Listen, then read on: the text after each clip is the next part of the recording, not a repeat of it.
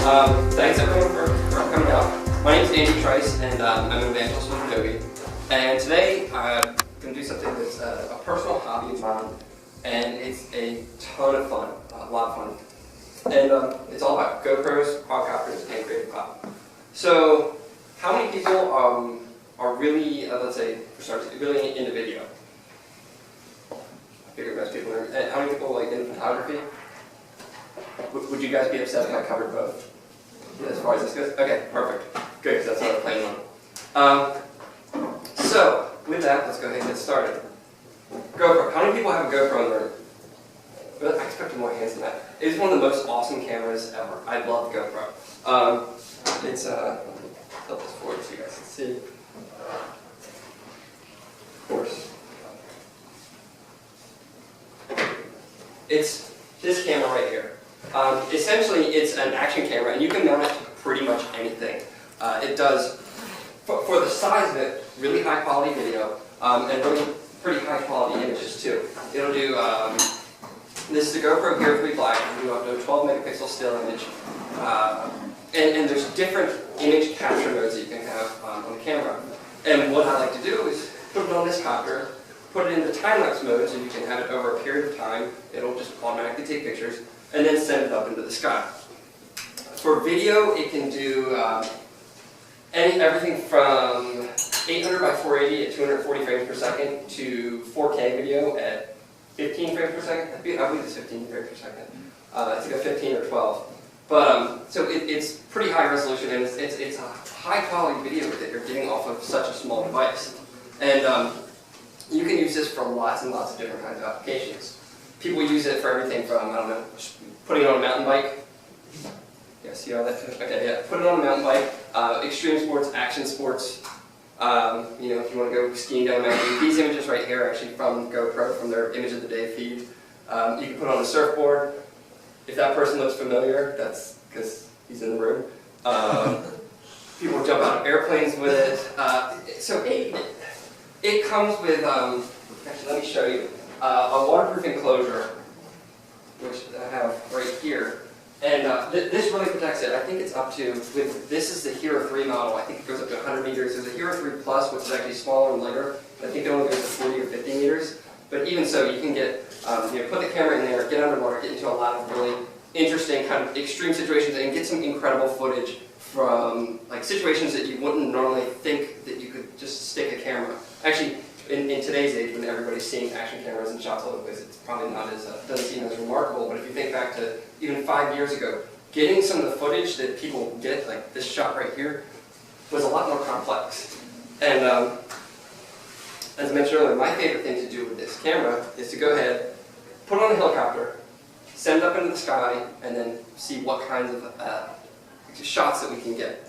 And what's really cool about this is that we can get into perspectives and angles that you can't get from the ground and you can't get from manned aerial photography, because with a copter like this, you can get below the 400-foot flight restriction for manned aircraft, and you can get above what you can reach, you know, if you were just standing on top of the building. So everything that's in that, and because of you're getting in at those low altitudes, you get really, really great perspective, because if you're up close to a building, you have a building in the foreground that looks really big, then you have everything in the background, and there's a lot of depth.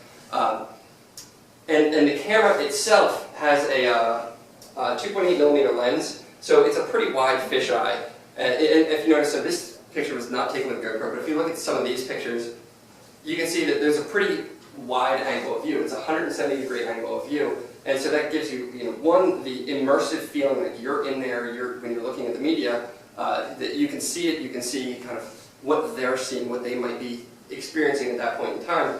But then if you also add motion to this, and so you're recording video, you get these incredible parallax effects. So just like I was saying that you get the depth of the objects that are closer to you, but when you start moving the camera, those objects that were in front of you, and as you start to go past them, will do this kind of very dramatic like sweep out to the sides, and it makes for some really, really great footage.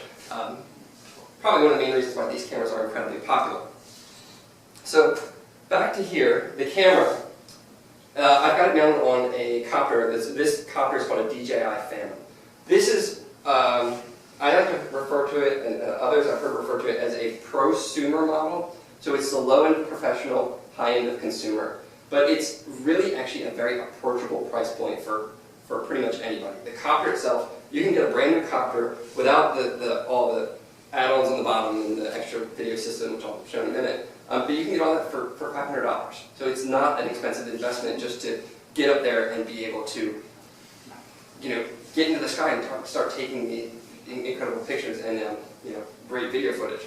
I will say incredible pictures and great video footage with a caveat that everything you shoot is not going to be perfect. I would say 90% of what you're going to shoot is going to be garbage, because if you're on time-lapse mode with the camera, you're taking a picture every 2 or every 5 seconds, you're going to end up with a lot of pictures of the same thing, and maybe like 1 out of 100 is going to be really, really, really good.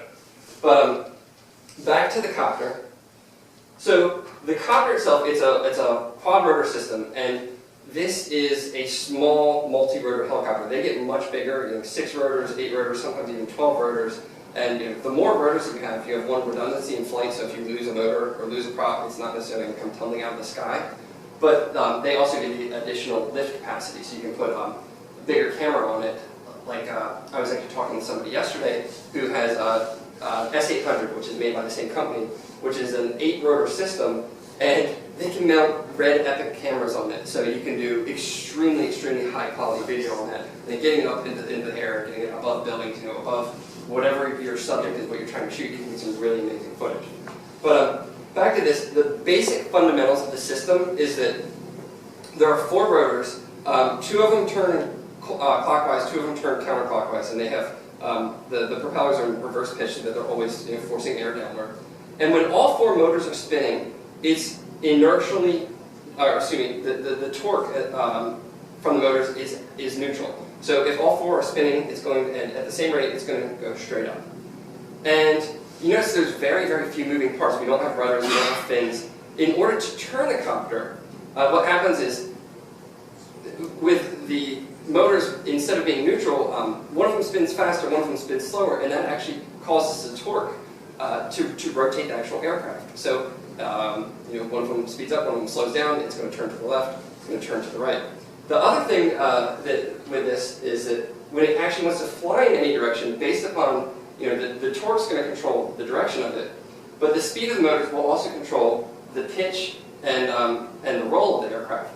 And so when you want to fly forward, it's actually going to pitch forward. When you want to fly backwards, it's going to pitch backwards. If you want to go left, it's going to pitch left. And when you go right, it's going to roll to the right. And what you may have noticed here is that actually what I've got is a camera mount that's called a gimbal, which will keep the camera steady, independent of the rotation of the copter. And so the copter itself has a GPS guidance system in it, and also a gyroscope and accelerometer. GPS guidance system is really, really handy when you're outside, and even if it's a windy day, it's going to maintain your position and your altitude based upon the input that it's receiving from the controller. And you can switch it into manual mode. You can fly a lot faster. And it's got different modes. There's the GPS mode. There's one called attitude mode, which prevents it from tipping over too far. And then there's full manual mode. Full manual mode, you're in complete control, and you can flip the aircraft over if you're not careful. I have never flown in manual, actually, because I don't want to crash it. I usually stick to GPS or attitude mode. But like I was saying, in GPS mode, you can, let's say, if you want to put it at 100 feet and have it just hover there and sit there, it will sit there. The wind blows, it's going to blow back into the same, or correct itself and go back to the same position where you had it hovering. And it's also got some interesting flight controller modes, which I'll get to a little bit more when we're talking about video. But when you're flying this kind of aircraft, forward is always going to be relative to the direction of the aircraft. So we have red stripes on the front, that indicates that's the front of the aircraft. So when I'm pushing forward, it's going to go forward. If the aircraft is turned this way, I push forward, it's going to go this way. We also have the option from the manufacturer of the aircraft to use what's called intelligent orientation control. And with intelligent orientation control, forward is always is dependent upon where the aircraft took off from. So with the GPS controller in there, it knows where you took off. If you fly up, fly out 300 feet, anytime you push forward, it's going to be relative to where you took off from. So if you want to when the copter gets far away, it's very easy to lose orientation of it, so that you don't necessarily know which way is actually forwards. But if you have the intelligent orientation control mode turned on, when you go forward, it's always going to go away from you. So if I turn the copter like this and I hit forward, it's still going to go away from me. I turn it back like this, it's still going to keep going away from me. And when I hit backward, it's actually going to come back to the point of origin, so where it took off from. This can be really awesome when you're, let's say, doing video. And let's say I've got an object right here, and I want to do a sweeping pan, so the copter's flying by, and then I rotate it, and then the camera stays focused on that subject. You can just hit forward, and then as you're approaching it, you just start to rotate the copter, and because it always thinks forward is away from you, it's just going to keep going away from you, regardless of the actual rotation of the copter. And let me also talk about some of the other systems on here before I get too distracted. If anyone noticed, I was actually looking down at a monitor here while I was doing that, because I was talking about flying around this. Let me see if I can crop that up. Can you guys see that? Or let me see if there's actually a better way. Let's hope it doesn't fall. So, let's say I'm flying past my amazing coffee cup, and I'm going to get a really dramatic shot of coffee. It's really exciting. I'm flying past it, and I can go, and as I go past it, I can rotate the camera, and I get this amazing dramatic shot of just the coffee cup. You know, in general, you wouldn't really be focusing on a coffee cup, but just think of like, you know, you're going up next to a statue, or you're going up next to a building, you wouldn't, or you know, whatever it might be. It doesn't have to be a statue, it doesn't have to be a building. You can get these really dramatic shots. This is called an FPV system, which is really, really helpful in getting those kinds of shots. And so what this is, right here, I have a radio transmitter that's plugged into the video out of the camera, and wirelessly, so it's a 5.8 gigahertz signal. This is receiving that signal, and as the copter is flying, so I can be, you know, 200 feet in the air, I can see what it's seeing. And for the photography perspective, this is essentially, this is your viewfinder. Well, videography also, it's your viewfinder, it's what you use for framing the shot. And then tie that in with the camera gimbal. So the gimbal is obviously what I was talking about earlier, essentially a steady cam, so it compensates for the orientation of the copter. You know, you put those two together, you have a pretty serious photography and videography platform that you can get into some really, really great shots with it, and to get some amazing footage. What's also really cool about this is, I'm trying to do this from here, I can also control the pitch of the camera from the remote. So if you notice, I'm actually pointing the camera down just by turning a knob on the remote. So, like I said, you can get some really dramatic shots for video if you are flying past something. Well, imagine also you're flying over our famous coffee cup, and as you're flying over it, you slowly, if I can do this, you slowly tilt down to get directly above it, you're looking down at your subject, and then you fly up and get like a really wide angle shot of the entire area. Whoops. Turned it too far.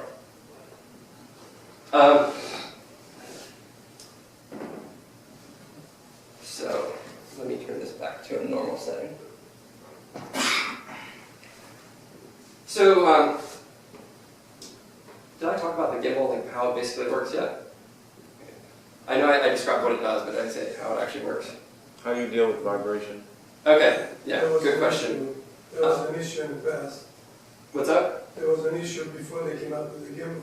That's a good news. Yes, so the gimbal gives you not only the level footage, so when it's independent of the pitch of the aircraft. The other thing is that with the rotating motors, you get a lot of very high frequency vibration. With high frequency vibration, the actual sensor in the camera is moving when you're trying to record, whether it's a still image or whether it's a video that you're trying to capture. And with that, you can get a lot of artifacts in your video. Have you guys heard of jello effect or rolling shutter? Most people are nodding. For people that aren't nodding, it's essentially, have you ever seen a picture of a still photograph looking at a spinning propeller on an aircraft, and it looks like instead of being one solid propeller, you have like chunks of a propeller? Basically that's because the sensor is capturing the image over a period of time, and when things are actually moving over that period of time, it doesn't seem like one seamless like composite image. It's essentially like these chunks of the image that are put together, and that is a rolling shutter effect, so that it's capturing it over that period of time. When you're when you're doing still photography with this, you can have that same kind of weird distortion, but rather than just having, let's say, a propeller spinning, because this is actually moving, everything that is in your shot might end up slightly off based upon. Not go to sleep. Yeah. Sorry about that. Everything that you're shooting might end up off based upon what you were shooting and. Sorry, let me turn this on so that won't shut off again. Everything's moving, so you can have some weird distortions in your shot, but then you put that in the video, and then you end up with video where parts of the image will seem still and parts of it are like moving up and down, or you have ink. It's not a consistent solid picture. It's like everything's kind of wavy. It's just really it kind of makes you dizzy effect, and it's really not conducive to like professional quality video. So that's rolling shutter jello effect. There are actual vibration dampeners that are part of the gimbal system, which separate. They're rubber, basically little rubber, not really rubber balls, they're like rubber cylinders that are between the mounting plate and the actual plate that holds the rigid structure of the gimbal. And what that does is it isolates the vibration of the copter from the actual camera. So we want as little vibration in the camera as possible. I've also got a small piece of gel on here that's called moon gel. It's actually used for percussion, for drummers, to dampen the vibration of the drum head. It's just sticky piece of gel, and I stuck it right on top of the gimbal so to help absorb any extra vibration that might be coming from the copter. And there's also other things you can do to minimize vibration. For example, the props. When you buy a prop, it's not going to be balanced unless you bought ones that are specifically balanced. So the center of gravity might be slightly off. And while holding it in your hand, you might not feel it. When that's actually spinning at, I don't know, 5,000, 10,000 RPMs, I don't know what the actual RPMs of the propellers are, but when it's spinning very fast, even a slight variation in the center of gravity causes vibration. And you put that in four props, and that adds up to a significant amount of vibration. The best way you can get the most stable image, the most stable video, is first of all, eliminate vibration from the propellers, and then use a gimbal system or a camera mounting system that isolates the actual body of the camera from the body of the copter, and then again the gimbal, which keeps everything steady and enables you to get some really great footage. So, any questions on the copter right now before I jump into some other, like what you can actually do with it? Yeah. Yeah, I have a couple. The gimbal itself, is that something you bought separately, or is that something? Yes, so that's a great question. The copter is sold, it's just a copter. It comes with a mount designed for GoPro Hero 3 cameras. The gimbal, this is an aftermarket gimbal. They range anywhere from like $100 to about $700, $800 for this particular copter. If you get into like what I was talking about earlier, the big 6'8", heavy lift copter systems, those prices go up dramatically. This is very inexpensive compared to that. This right here is just a $200 gimbal, so it's a lower end, but I'm still. It took some manual tuning, so you can actually tune the software to control how aggressive it is with the correction, and so you can get some really good footage out of it. The higher end ones, you have to do a little bit less tuning, but your end quality is comparable. So I mentioned the gimbal is aftermarket. The FPV system, FPV standing for first person video, is also aftermarket. So the FPV system consists of this wireless transmitter, which gets a video out from the camera, and a secondary battery pack. It runs on a secondary battery pack so that it doesn't get interference from the primary battery, which is controlling or powering the entire systems of the copter. And then with the FPV system, you also need some way of actually viewing the content that you're receiving from the copter. And in this case, I have just a 7-inch monitor, and that gives you the viewfinder. There's also systems where you can get goggles that you put on, so they're immersive. You see what the copter sees, and it's much more like the true first-person, like involved flying experience. However, and I'll get a little bit more into this in a minute. There's some legal and safety things you need to consider if you're going with something like that. I always fly this line of sight, and then use this as a viewfinder so I can see what it's seeing, but I never fly out of actual view because you can get yourself into a lot of trouble doing that. So, what is the range though of The copter itself is advertised at 1,000 feet. I know people who have personally flown theirs over 1,800 feet with a stock transmitter. You can upgrade the transmitter, and I know with upgraded transmitters you can go like 1.5, sometimes 2 miles, which is pretty far away when you think about it, and you know, something this small that you're controlling with what you're holding in your hands.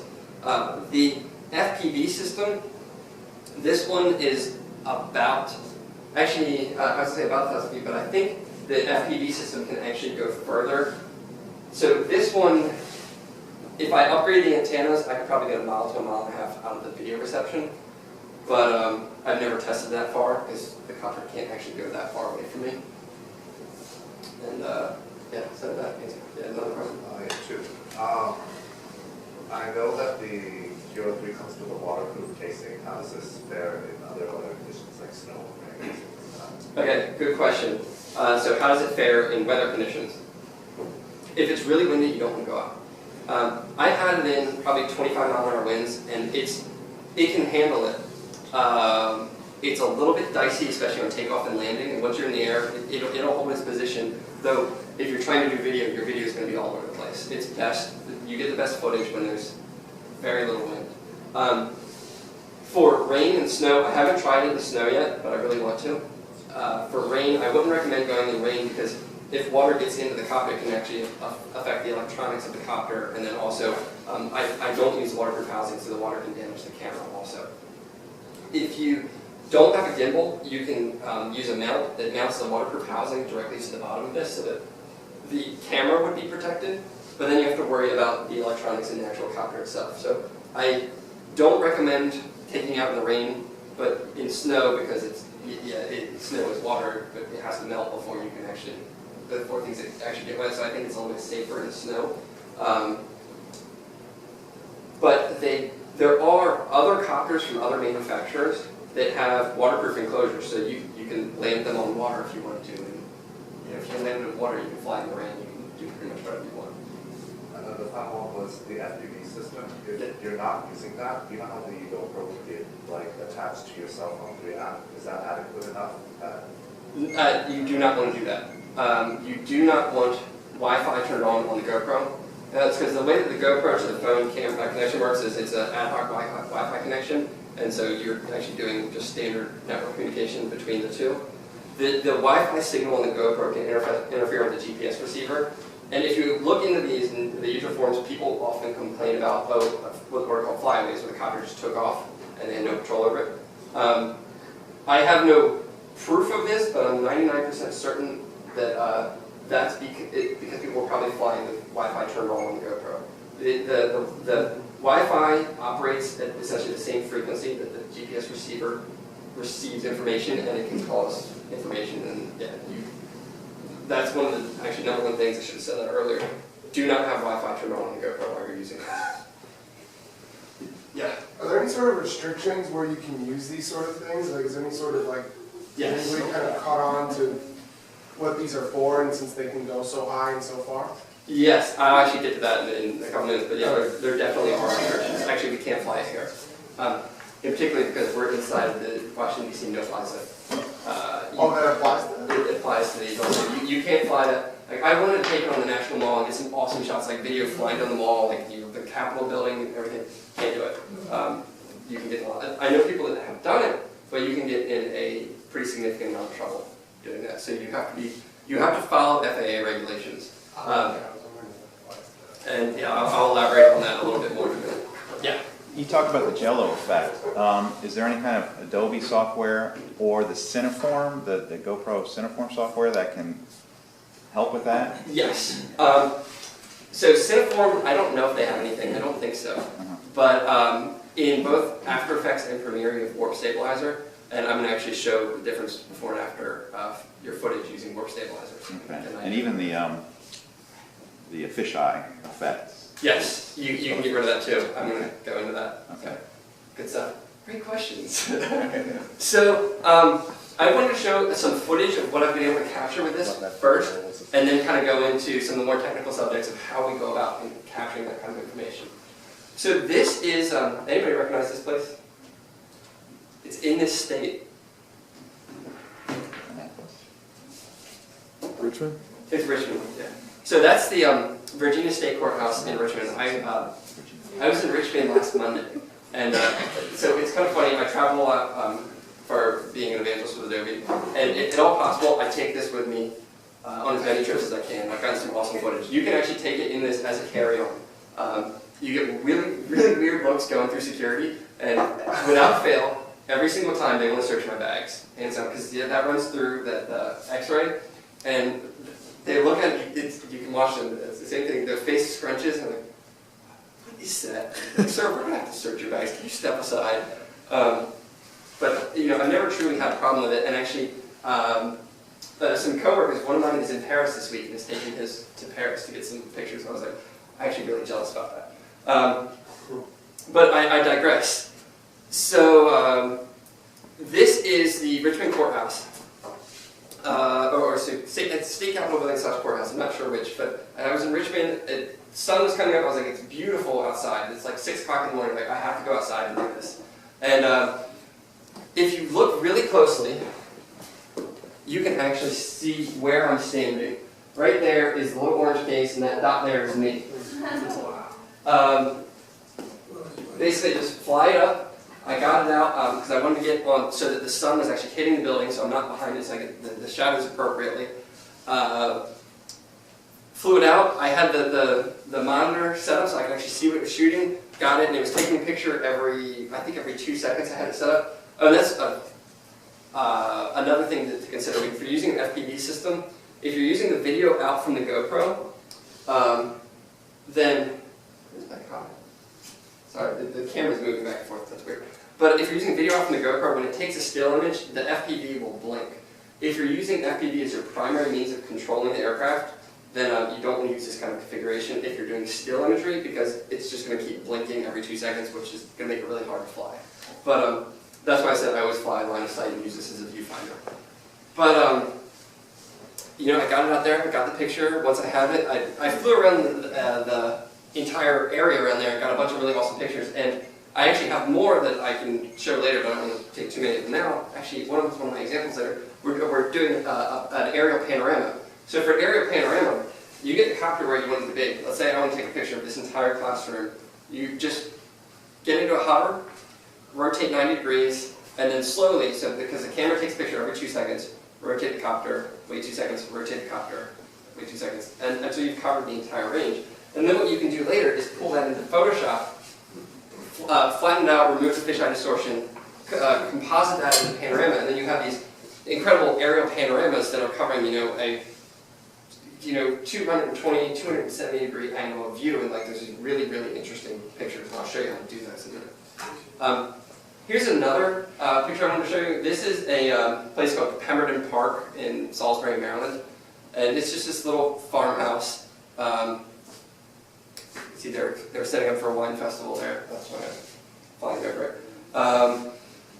But this is actually, I think, 7 or 8 images that have been stitched together. You'll notice that there's the perspective deformation from the panorama. If you look at the curvature of the roads, the horizon has been straightened out because, when it was first composited, you have essentially the giant curve of the horizon based upon how it all stitched together. But stitch it together. I actually took the color out because I liked it black and white better, and straightened out horizon, straightened out perspectives, and it turns out to be a really interesting photograph. Again, this one is in Las Vegas. This is just a single image taken right over the Luxor. So the big pyramid building is the Luxor Casino. With the Sphinx in the back, there's Mandalay Bay. On the right, there's something else. I think it's another related to the Luxor property. But the point of getting out of these is you can get some really interesting shots, really interesting footage without a lot of actual cost, because you can get in these really interesting perspectives. Did you get a permit for that? For that one, I actually did not. I was just there and I was flying. That leads me into something I am going to talk about after I show the next 2 videos, which is kind of the legal aspects of this. So my YouTube connection is not working here, so luckily I have my videos locally. I'm going to show you 2 videos. The first one is just some video that I captured in San Francisco. It's like 3 minutes, so. And this is with the gimbal system.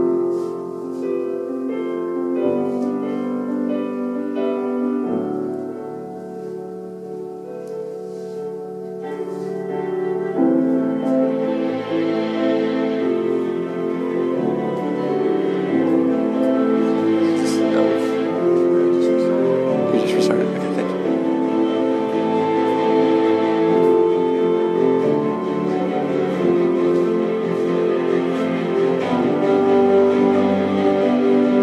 Like I said, you can get some really dramatic shots, and I mean, I just love that shot.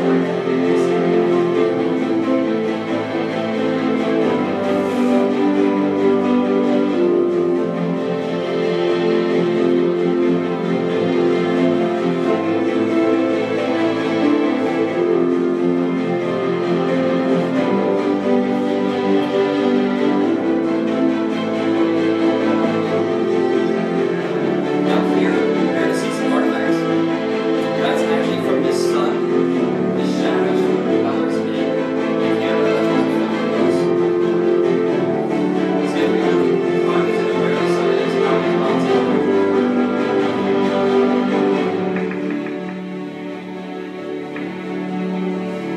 Some of my favorite ones are at the end. I literally always feel like I'm going here. Just like,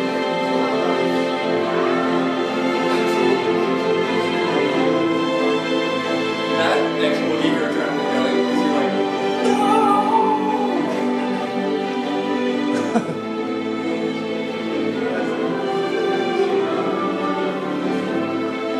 so here you can see a little bit of the jello effect because it was really, really windy in this area. So that's the shadows from the propeller. And then it was also very, very windy in this shot, so you can see the flames.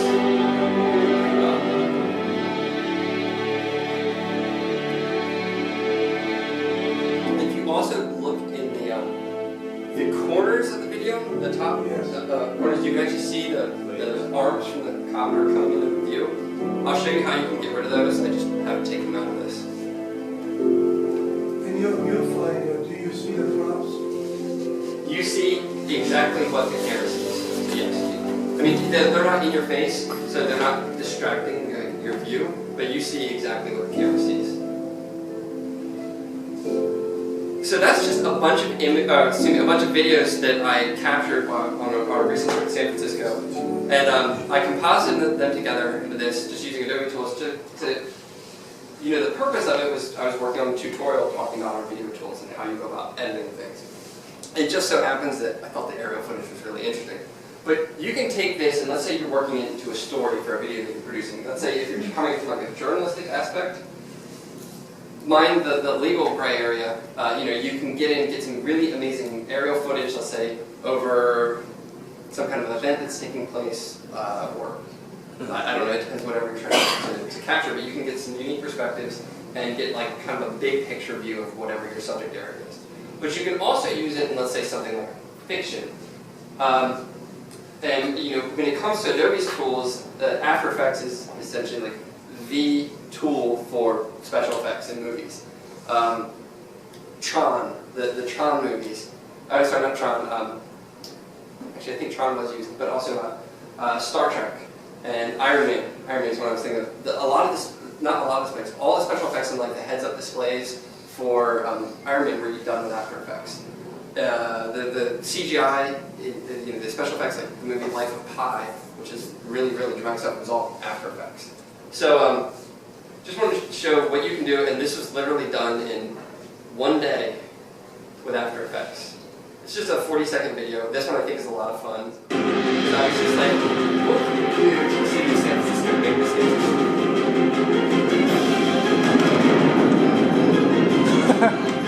So we've got targeting, we've got smoke, buildings on fire. This building right here, Baker Campus, that's actually the W office in San Francisco. We might have jets fly by, I don't know. Any second.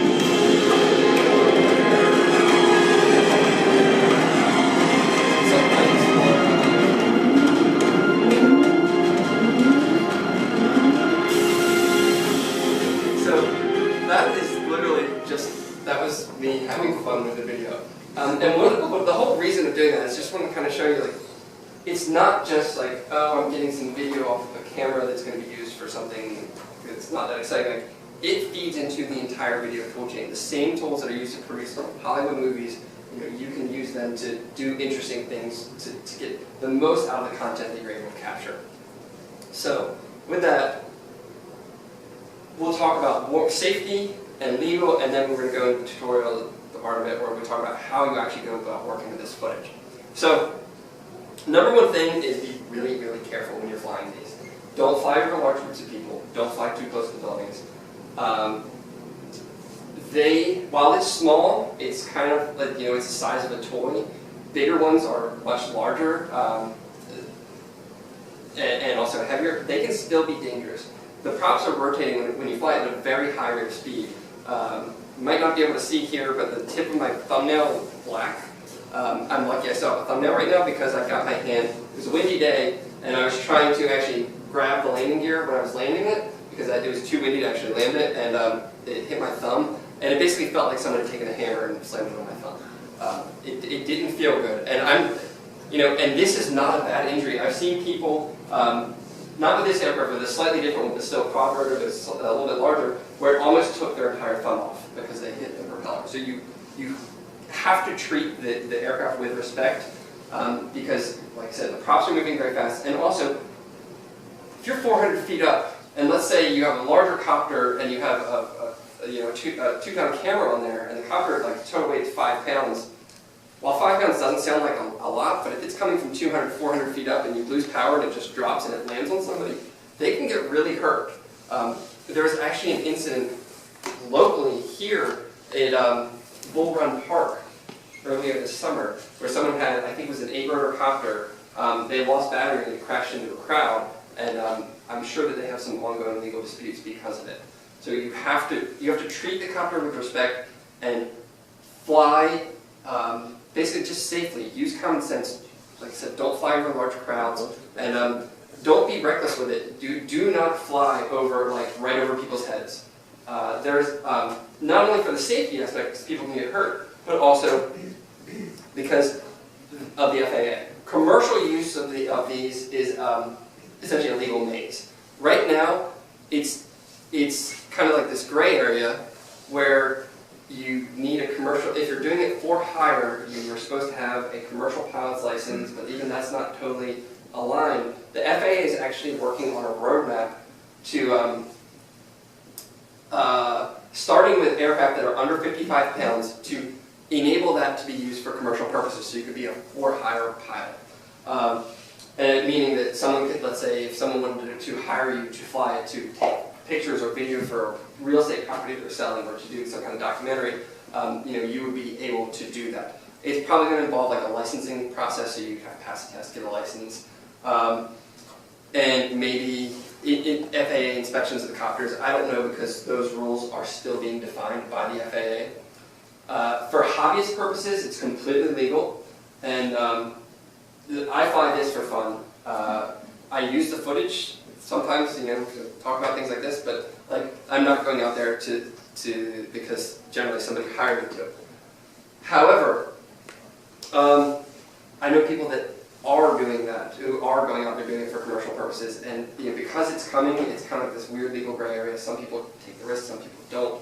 There was an incident that actually happened at University of Virginia I think it's within the last year, but it's actually in the courts right now, from someone flying a airplane using FPV, so first-person video, and flying it really aggressively close to buildings, close to people, and they were assessed with a $10,000 fine from the FAA. It kind of depends of if they had been flying safely and responsibly, would the FAA come after them like that? I don't know. I can't say, and I'm not a lawyer. I cannot advise on that. But I will say that you need to check with the FAA regulations and understand that before you go on like a commercial shoot for something like this. But as I mentioned, there are actually a significant number of companies that are already doing that and are weighing the risk of well, the FAA could come after me, but I can make X amount of money doing several shoots, and there's high demand for this. what's really interesting on this, because the legal aspect is kind of this weird gray area, is the US is starting to fall behind other countries in their use of unmanned aerial systems, simply because right now there's no rules and technically you're not supposed to do it. But anyway, so that's kind of like the legal aspect of it. I'm sure people have questions about that. Unfortunately, you can ask them. I don't know if I have an answer. Yeah, any questions on that? Yeah. Yeah, so basically, I understand the commercial use point of view of it, Mhm. but I didn't quite understand what you're talking about the hobbyist point of view. So like, you're saying right now it's okay because the laws aren't written to do it as a hobby thing? You kind of go as long as you're careful within the area that you're doing it in? So actually, from the hobbyist perspective, it's completely legal. Like the Okay. laws are there, as long as you stay within line of sight and under 400 feet. Got it, okay. So if you go over 400 feet, you're going into managed airspace, and that would be, you know, where manned aircraft would fly. You know, a commercial airline is not going to be 400 feet, but if you have like a news helicopter, they're going to be at 400 feet. So you need to stay below 400 feet, and there's different classifications of airspace. There's like Class A, B, C, all the way to like, I don't know, G or something like that. You have to avoid, because I don't know all the airspace rules, but I know that you have to be at least 3 miles away from the closest airport. You have to be under 400 feet, and then there are certain areas, and DC being one of them, that are no-fly zones that you cannot fly in these areas. I don't think that there's that many. It just so happens we're right next to DC, and So you couldn't even fly like in Arlington necessarily? well, technically no, but people do. There's actually an aerial film production or aerial production company that's local here, just filming stuff for the city of Arlington. Or no, it was Arlington or Alexandria, but you know, either way they're doing it for the local government. So that's why I'm saying it's kind of this gray area where people are doing it, but it's like no one's saying no right now. But like, back to what you're asking about the hobbyist perspective is, yeah, under 400 feet, at least 3 miles away from the airport, and avoiding quote-unquote no-fly zones, and you can do it. The no-fly zone around DC is weird because there's a core, like, central area of it, which is over, obviously, the Pentagon, the Capitol building, you know, the downtown areas. Out here, we're on the extremities of that, because these copters aren't even capable of going that far. It's kind of one of those things where the law's there, but people are still flying within that region. It's kind of one of those things where you manage your risk. If you're just in your yard flying around, I doubt anyone's going to have a problem with it, so long as you're not getting into other airspace. But like I said, I'm not legal, and as far as my official stance is, like, you're not supposed to, you can do it at your risk. And what if I come to you or someone from Fairfax County is like, hey Andy, we'll give you $1,000 to fly over Fairfax County and capture aerial footage. What do you say? I'm on camera right now. I'm saying no. I'll ask you later then. So let's look at the tools. How do we go about creating some of these things? So let me jump over to, do you guys want to cover video first or photography stuff first? Okay. Video? Okay, we'll do video. So, when you import it, you know, when you're getting the footage off the camera, it's just, you know, it's an SD card. You put it into your computer, just pull your files off, and they're just MP4 files. They're not kind of some kind of crazy codec. On Windows machines, you can read that, or you have to install QuickTime to be able to see GoPro footage.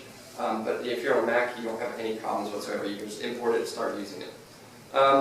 The first thing I want to show you is actually in Photoshop, even though we're going to be talking about video. Because I want to show you a couple techniques for straightening out the video, so flattening it, removing the fisheye distortion, and also to do some color correction.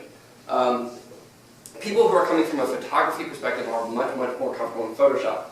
And because all modern cameras now you can do video, we've started incorporating video production capabilities into Photoshop. But it's a different workflow than if you're doing like After Effects, Premiere, and what I'll call like, essentially the pro quality video editing here.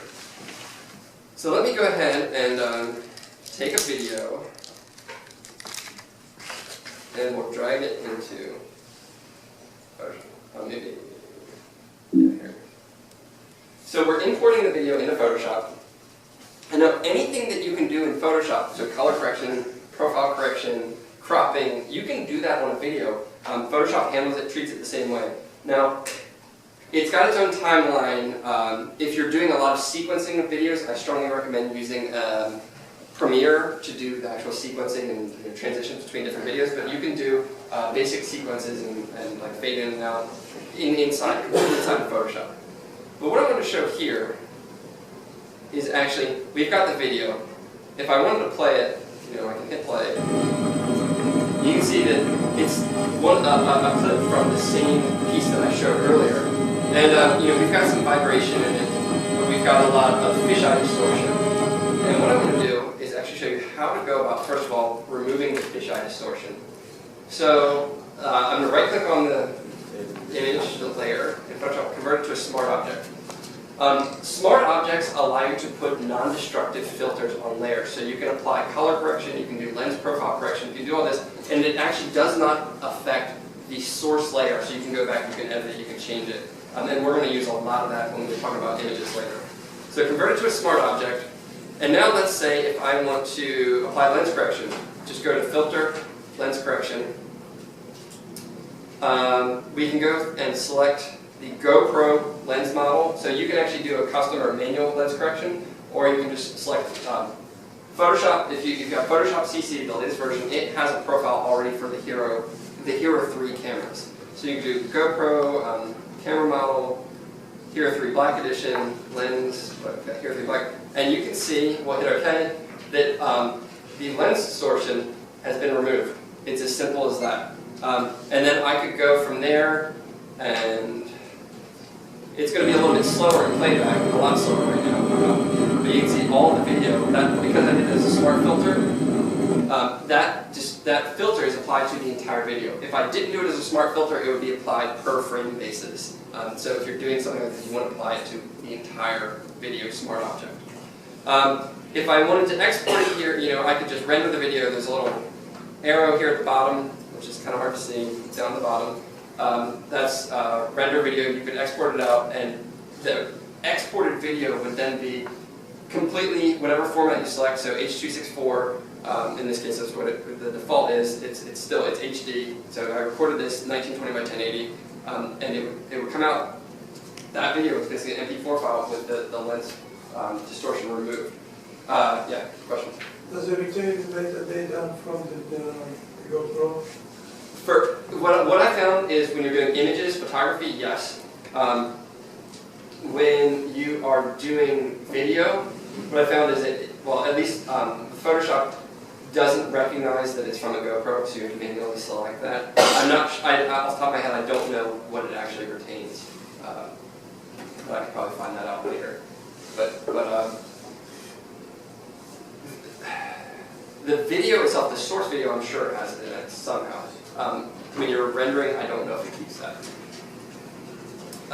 So basically, once you render it out, then you can drop, and let's say you wanted that flattened video, you could take that, put it in Premiere, sequence it, do whatever you want with it, and you can see that the horizon is now straight. We don't have as wide an angle of view because the image had to be stretched out to be straight, but that extreme distortion has been removed. And as I mentioned, it's a non-destructive filter, so I can just turn that filter off on the layers, and we can see the difference between the fisheye and the non-fisheye version. What you might also notice is that the center of it is really, really crisp here, but the edges are stretched out because it's stretching out to correct that fisheye distortion. A common technique to minimizing the stretching on the edges is actually to film at a higher resolution than you actually need. So I film at 1920 by 1080, 60 frames per second, because with my specific rig, that's how I get the least amount of fisheye. But if I crop it, then to get rid of the stretching on the edges, then I'm going to essentially lose my resolution.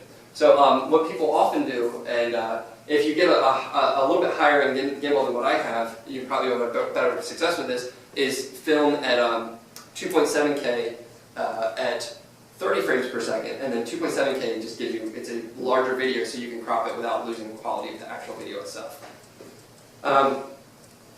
The other thing I want to show you in Photoshop before we get into the other video tools is, if I want to do color correction, but I'm not familiar with, let's say, speed grade or color grading or some of the advanced video color editing, you can use Photoshop's tools for changing color. So I'm going to use Camera Raw filter, which Camera Raw gives you the ability to essentially tweak the settings for the entire video, where you can change exposure, contrast, bring up or down highlights, bring up or down shadows, change your white balance, change the clarity.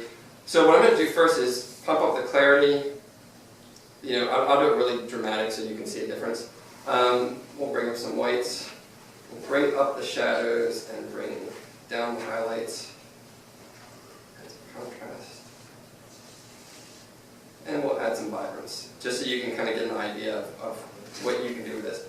Hit OK, and now if I turn off all the smart filters, you can see this was my source for the video. I'll turn the filters back on, and you can see that it's a pretty dramatic difference, and then I can export that, and especially people who are coming from the photographer perspective, who are familiar with Photoshop, this is a really easy way to enhance the colors of the video to fit whatever your needs are. If you're just trying to bring out the colors, make it brighter, increase contrast, that's one thing, but if you're also trying to fit the mood of a story, so if you want suspense, or you want it to be like a kind of a cold environment, bring up if you're going from red to blue, bring it more to the blue. You can increase, brighten it or darken it, however you want to kind of fit the mood. Or you can warm it up and make it feel, quote unquote, happier by, increasing the reds and, changing essentially the color of the entire image. And as I mentioned, because these are non-destructive filters, if I want camera raw, but I don't want lens correction, I just turn off lens correction filter just by turning it off in the layers on the right-hand side, and then I can export out this video that has the new color, essentially color profile, but doesn't have that lens correction. So that's the kind of video things that you can do inside of Photoshop. Everything that I'm showing you for video here, you can also do it for still images, plus a whole lot more for still images inside of Photoshop. So let me go ahead and close this and jump over to Premiere. Andy, what did you just showed us there? Is that What's doable? that? What you just showed us there, is that doable in CS6, or is that something that's only offered with That is CC. Camera Raw filter is in CS6. I can't remember off the top of my head how much of the video stuff is in CS6. I think you can do some basic video, but I'm not sure off the top of my head. But actually, the lens correction, if you download the latest Camera Raw plugin, the update, then you'll get the GoPro lens preset also, so you can do lens profile correction in Camera Raw as smart filters on an object. So I think you can do it. There might be some things that you can't, and I don't remember the specifics of that. Okay. Yeah. Are all these programs you're using based off of Adobe's Creative Cloud, so like the stuff that you don't really have on your computer, but it's through the cloud? So these are the CC apps. That's actually a good question. With Creative Cloud, it's not like apps running in the browser. You get the full version of After Effects, full version of Photoshop. It's actually is the desktop application. But what I'm showing are the versions that you get with your Creative Cloud membership. Gotcha. Yeah. When you get color correction, do you have to do it frame by frame, or was that? If you turn into a smart object first, then it applies to the entire video segment. So you don't have to do frame by frame. So here is the same clip. I pulled it into Premiere. Is everyone familiar with Premiere a little bit? Yeah. Okay. So actually, let me ask, anyone not familiar with Premiere? Okay. So Premiere is a tool for sequencing video. So you're taking your clips, you put them together, you create transitions between the clips, you can apply some basic effects. Actually some really nice effects. When I say basic, I mean you're not going to be doing like Hollywood special effects inside of Premiere. You would use After Effects for that. But if you're just doing your clips, you're creating a sequence, the flow process from one to the other, and having multiple scenes, and basically assembling a composition, you would use Premiere. So in here, I've already on the bottom left is my project browser. You can see I've already got the same movie clip, and I've created a sequence for that. So with Premiere, you have clips and you have sequences. A clip is just a piece of media that can be included in a sequence. A sequence is actually, you have a timeline, you can put effects on it, and you can start changing things over that period of time. I've got the sequence open already, so on the right side of the bottom here, you can see, excuse me, here's my sequence, here's my timeline. I'll go ahead and select the clip, and then we will jump up to effect controls, and we can see some effects that have been applied to this. Now, let me put it at half resolution while I do this so it plays back on this one. This is the same clip we just saw, and I mentioned if you look really closely, actually if I bump it up to full resolution, you can see that there's some slight vibration in there. You have to look really close to see it. It's going to be kind of hard to see, especially if you're further away. And someone asked earlier, like, how do you stabilize this video? If we go into Effects in Premiere, and in the search box, just type the word warp, there's the warp stabilizer. And the warp stabilizer actually analyzes the entire video piece that you're trying to drop it onto, and calculates the motion in that video. And then based upon what it's able to calculate for the motion, it will transform the video clip so that it reduces the overall motion. So let me go ahead and, I've already done the warp stabilizer on this because it takes a couple minutes to analyze the video before it actually can apply the effect.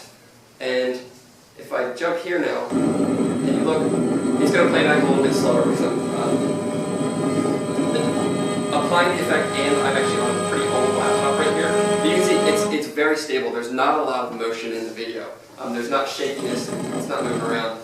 If you also have different options of what you're trying to go for. You just want smooth motion. You want no motion. You can say how smooth do you want it. Do you just want a little bit of stabilization to make it look better, or do you want it like supposedly super stable? But if you make it super stable, there's other impacts that can have on your footage.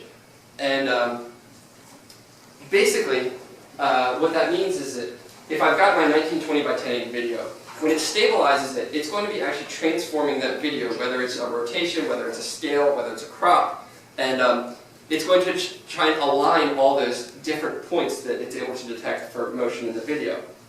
And in order to align all those, like it's doing those transformations,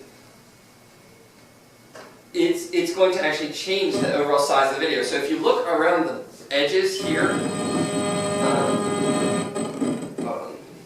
let me just do, yep. Am I zoomed in?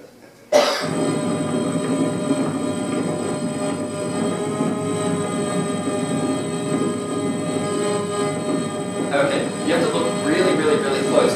But at the top, if I did a more shaky video, you would see it. But at the top, you can see that there's like black being introduced really lightly, and that's where it's actually rotating the video to try and stabilize the footage. There's a couple of different ways that you can actually do this stabilization. There's position, so it just tries to shift on the X and Y axes to try and line up whatever is moving around the video. There's position, scale, and rotation, which it shifts the position. It scales it if it needs to, and it also rotates the video so that, if, let's say, if your camera is shaking and it's rotating, it's going to stabilize that. There's perspective, which puts a 3D perspective transformation on the video surface to try and align everything in case when you were recording, there's perspective shifts in the camera. And then there's subspace warp, and subspace warp actually it changes parts of the video. Essentially, instead of being a uniform transform being applied to the entire frame, it applies to parts of the frame to try and align things that might be moving. With subspace warp, with what I found with the aerial imagery, for a lot of the ground-based stuff, I found it's fantastic. What's interesting is for the aerial footage, because there's a lot of vibration in there and things are moving differently than they would be if you were filming on the ground, is that sometimes they can also introduce some weird like jello behaviors itself.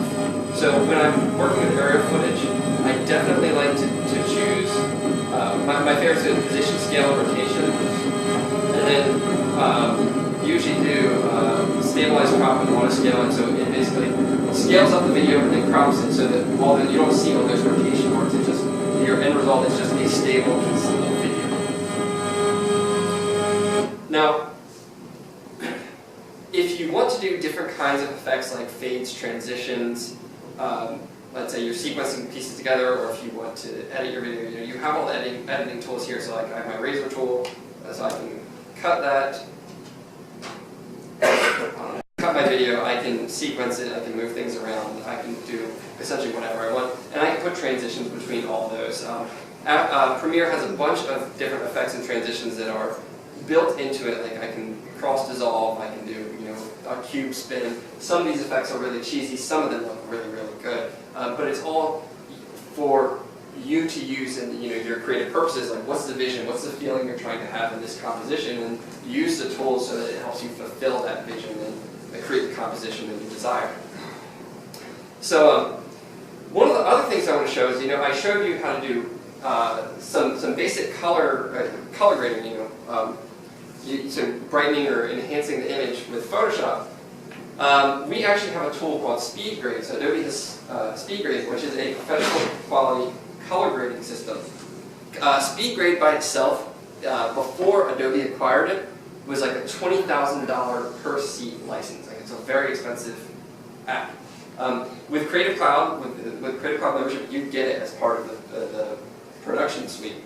So you get it, and it's not just that you get it, but it's actually deeply integrated with the tools. So if I have my composition here, and let me go ahead and go back to my project browser, select my, so down here I've selected the sequence, and I want to apply color grading to the sequence. I can just go to direct link to Adobe Speed Grade. It's actually going to close Premiere, and it's going to open my Premiere sequence that I was, I can do my editing, get all my clips together in Premiere, and then just say direct link to Speed Grade. It's going to take that sequence that I just put together in Premiere. It's going to open it up in Speed Grade so I can do the professional level color grading. And I forgot to show you, but actually in Premiere, it's got some presets which are essentially settings from Speed Grade that to if you want to apply like a cinematic look, or if you want to do some warming, or if you want to do there's one day for night. So if you take daytime footage and make it look like nighttime, that's all built in. And I will show you right after I do the actual Speed Grade piece. Takes a second. I am getting a new laptop because it's already been ordered because I have to a little bit slow sometimes.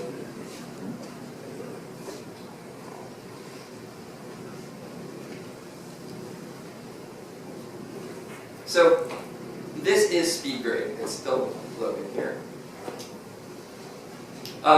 Video looks really small here. It's actually designed to be used on two monitors. So one monitor is your source monitor where you can actually see your video. And the other is for your settings, things that you're trying to change.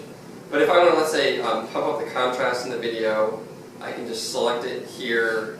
If I want to make the temperature, make the video feel colder, so bring out the blues, I can do that. If I want to, change the green-red balance, or change saturation, I can do all that, and it gives you a amazing amount of control over the color profile for the footage that you're trying to put together.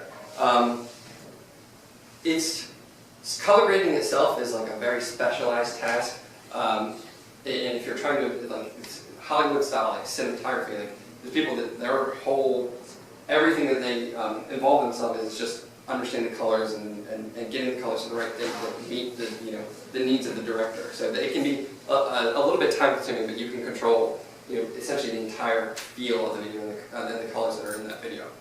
But then if I want to go back to so I've made some changes. I want to go back to Premiere. I can just hit the render button, which says, would you like to go back to Premiere? Because it has to be rendered Premiere because you're editing a Premiere project.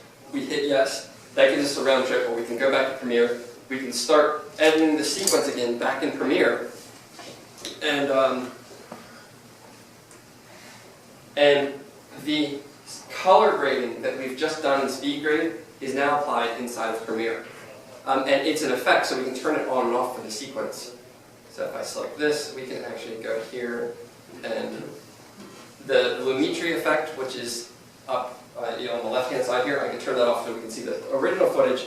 We can also go ahead and we can see the one that has the color grading applied to it. Now, one of the things I should have showed before showing that is that there actually are a bunch of predefined Lumetri looks. So if I want to give it a cinematic look and feel, just drop it on the video, it increases contrast, change the colors to make it feel cinematic. If I want to make it look like it's at nighttime, you can do that. So those are presets that are right available, get them out of the box with Premiere. And so if you're doing essentially a lot of storytelling, like you're doing a composition, whether it's for entertainment, well, I say especially for entertainment, like you're trying to make a shot feel like it's at night, you're trying to make it like a murder scene, add suspense to it, increase contrast, make it colder, and it can add a lot to the overall experience of the viewer for the composition. So, let's see, we've covered Premiere, the color grading, basic transitions. Like, if I wanted to do a transition, I'll just show this real quick, like having content fade in. The easiest thing to do is I'll take cross dissolve, or actually, no, I'll do a, because cross dissolve is dissolve between two posts. I'll just do dip to white, and we'll just drop it on the beginning of the video, and then you'll see that when we play, it's going to be white, and then it fades in. It's a transition, fading in the video. And you can see that that really took pretty much no effort, so you have a lot of power in these editing tools. And that is Premiere in a super, super fast crash course. If you guys are into video, I strongly, strongly recommend checking out Premiere, because this is used by Hollywood studios for sequencing actual multi-million-dollar budget films, and you can get it from Creative Cloud, and you're using the exact same tools.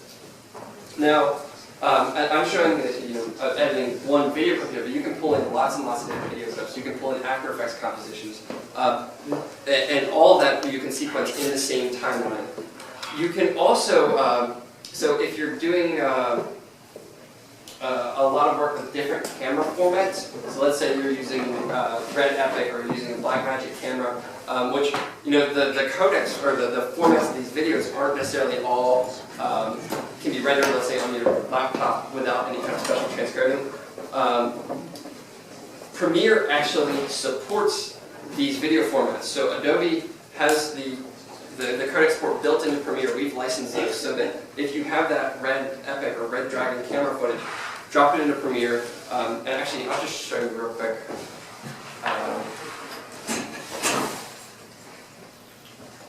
Close this project to kind of give you an idea what I'm talking about. So I can actually show you that this is footage from a Red Dragon camera. This is 6K video footage. I'm not going to be able to play it back full resolution on an old laptop, but let me drop back to 1.8. I can hit play. I can actually do all my sequencing and playback. This is, like I said, 6K footage. And let me go ahead and actually view 100%. Well, because I've dropped as I'm only doing 1/8 of the resolution for playback, it's a little grainy when I'm actually doing it at 100% view, but I'm actually editing a massive, massive, massive video file, and I'm doing it just in Premiere. So it supports a lot of different formats, and even the high resolution processor intensive stuff. Yeah, it's going to take a while to render, but you can actually do the same effects, or sorry, not effects, the same sequencing and transition workflow in your video footage, even in these super, super high-end cameras. So that's Premiere. Let me go ahead and quit out of Premiere, and let's jump over to After Effects. Do you have the CUDA drivers installed for that? What's that? The CUDA drivers for that? I have whatever came out of the standard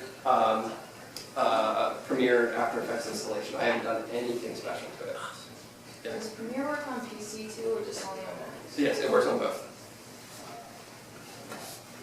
You have to buy it. What's up? Do you have to buy it? It's available through Creative Cloud membership. So you can do it as a single license, or as part of, if you're subscribed to the entire Creative Cloud, then you get every application you need to make. So After Effects is starting. It's just going to take a second to start up here, especially because I have other programs closing at the same time, and I have Photoshop running at the same time. Before you switch, on going into the color correction, could you actually export contemporary video 1, video 2, and do it if the stereo pictures want to color the same?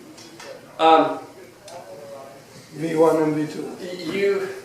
You can apply, so it's essentially, if it's one clip or one sequence, then yeah, you can export it out, pull that into your Well, color. they're two sequences identical, they're two cameras. Yeah, so you can do, there's a couple things you can do. You can, let me close that. You can put them in nested sequences and apply an effect to the entire sequence. Okay, And applies both of you them. do the nesting, you color correct one on the left or the other.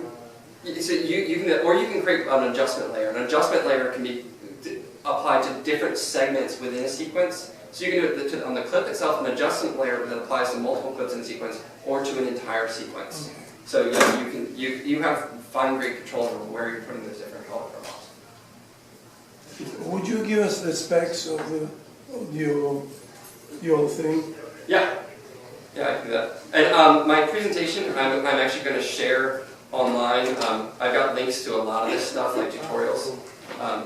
But let's jump back over here real quick. So I'm going to launch my After Effects demo. And this is just, I'm not going to show the entire project I did for the first video I showed where buildings were exploding. But I'm going to show you how I went about creating those kinds of effects in After Effects. So I've already got my sequence up here. You know, I can play it back. I'm doing grand playback. And so this is actually not reading it like when you're playing back video in QuickTime. It's actually pulling back each frame into memory so that you can do transformations on it. And it's rendering it frame by frame. But what I can do here is, you know, I can scrub through the video, but let's say I want to add like those target indicators, so like where I had the targets that were following different cars. What I'm going to do is, I've got a ping image here. I'm just going to drag that onto the stage. And what I want to do is, let's say I want to follow one of these cars. If we zoom in, I want to follow one of these cars right here for the target. So let's jump to, let's say, about here. And I'm going to select the base layer, and then I'm going to right-click and track motion. And then with track motion, you're going to get this little rectangle, which I made really small by accident just then. And it's got an inner rectangle and an outer rectangle. And let me undo that because I just shrunk it.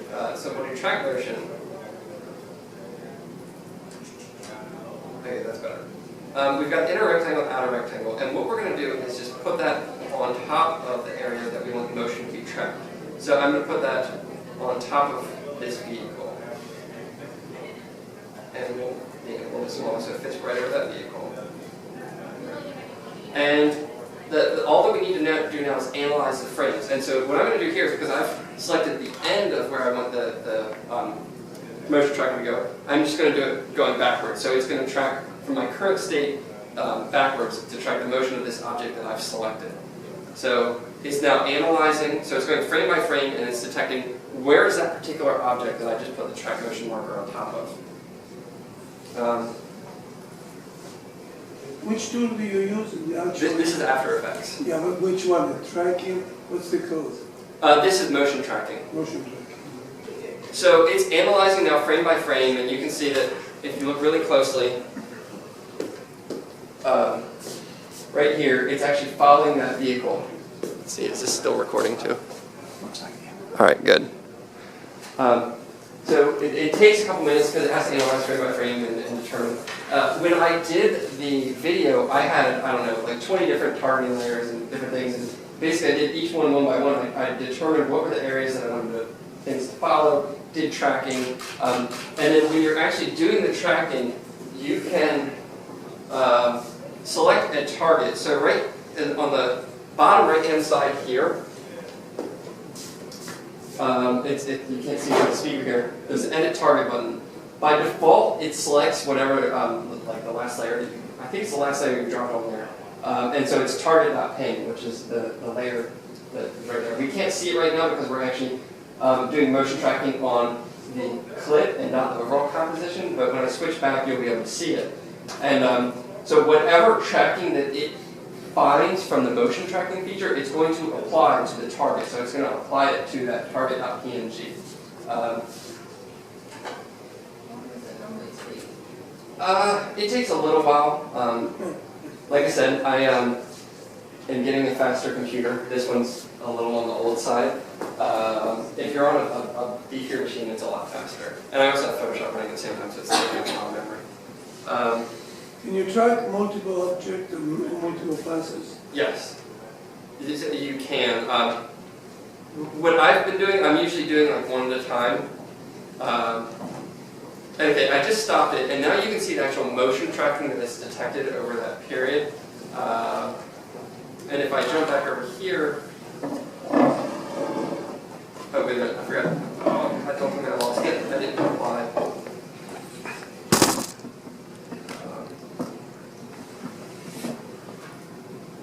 Please tell me I didn't lose that.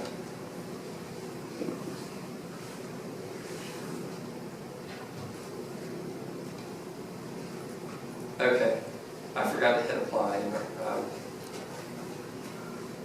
Great, all right, gotta do it again.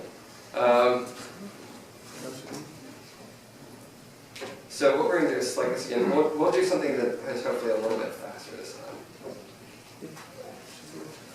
And we will track motion, but basically doing the same thing. We'll do this car.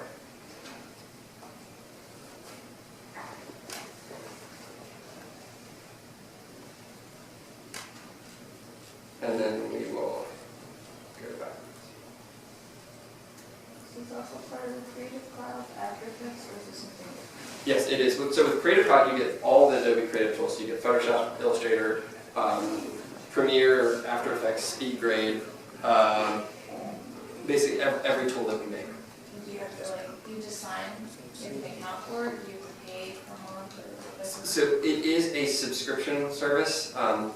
For the entire Creative Cloud, normal pricing is, with a year commitment, is I think $49.99 a month.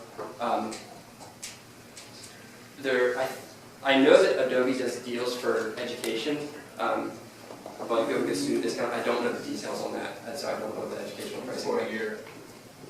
What's that? $19.99 for a year. That's wow, $19.99 for a whole year. That's awesome. So like per month. Per month with a year commitment. Okay. So yeah, it's, for $20 a month, you can get every tool that we make. So now that I did some more motion tracking, I'm going to hit apply, and it's going to ask me, do I want to put it on both X and Y? Say yes. And then now when I go and play this video, you can see that my target is now following that car that I told it to follow. So you can add a lot of different layers of this and change scale and add tracking, and you can do a lot of really, really cool things, and it gets really fun. Just by taking the video and turning it honestly into something else entirely. But let's look at another thing that we can do. Let's look at explosions. So we've got an explosion here, and let me go ahead and just get to the end of this first explosion sequence. And then I've got an explosion, but I want that explosion to actually be in line with the background of the video. What I can do is go to Effects, and I'm going to use keying, which keying is basically you take out the background of the video based upon the background color. In this case, the background color is white. So, oops, if I can spell correctly, I'm going to do linear color key, just drag, drop that, put it on the video, and then we use the medicine dropper to select what's the background color of that video, and now we've extracted the background. And you can change the tolerance if you've got borders around it and you want to get rid of them. It's kind of it depends on your footage and how much you want to get rid of. But now if I hit play, let me jump back to the beginning, you can see that we've now, it's doing a frame by frame here, and I really need to close down Photoshop too while I'm doing this. But with a little bit of tweaking, you can see we've now got an explosion overlaid over top of this piece of video.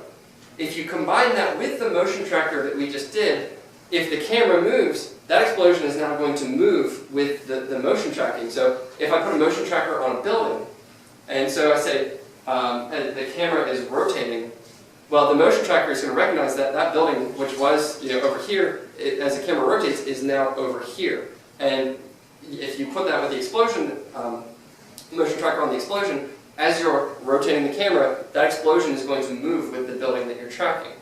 Now right now it still looks really out of place, but we can go ahead and add just some color correction. So in this case I'm going to do what I used for the example was I used tritone color correction. We'll drop it on there, we'll drop it on here, and then let's select the top layer and let's change some of the effects, like if we want to reduce the opacity to make it fit a little bit better. You can play with that a little bit. It does take some time when you're playing with it, but once you add the motion tracking, you play with the tolerance of the keying, so you get rid of the border around it. You play with your color profiles, and all of a sudden you have video that looks like, honestly, it could be real. Which I'll jump back to my video here, where it's obviously not real. But if you look closely, So it was a still picture, but it did it frame by frame to make it look like it was in motion? no, it actually, there are two different video sequences. So there's a video of the flight, and then there's a video of the explosion. And so the video of the explosion, I've extracted the background using keying.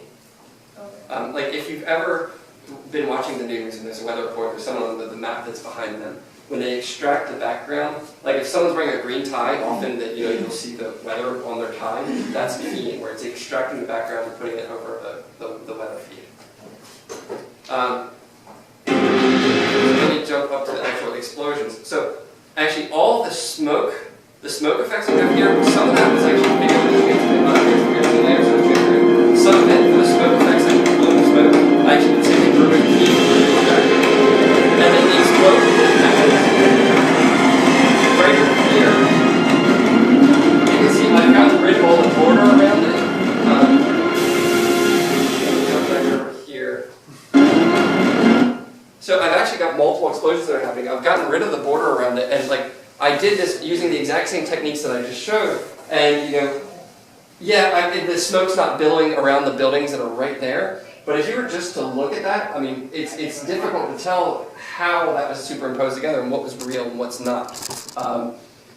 So it's a very, very, very powerful workflow, and you can do some really, really cool things with it. Also, so I mentioned with the motion tracking, all the little targeting indicators. Each one of these is just, it's a ping image using motion tracking, and then so they follow each one of the individual vehicles. And then the same kind of thing happening here. When the copter is rotating, I put a compass, as a compass rose down here, and with the compass rose, I actually was looking at a map and I'm aligning it so when it's facing north, it's actually, this is facing north, and as a copter turns, I'm just changing the rotation of that object so that it actually matches the map, which is also down here. So this map is the actual intersection of this location. Yeah, so even you can see it says Adobe, because that's the Adobe building right there. And I think I'm slightly off a little bit, but the rotation actually matches the rotation of this. But I think actually instead of being center point here, it should be center point right about here, which I didn't even notice that till right now. But all this was just After Effects applying effects that change over the timeline of the project. So let me jump back to After Effects, and I didn't really get into much on the timeline here.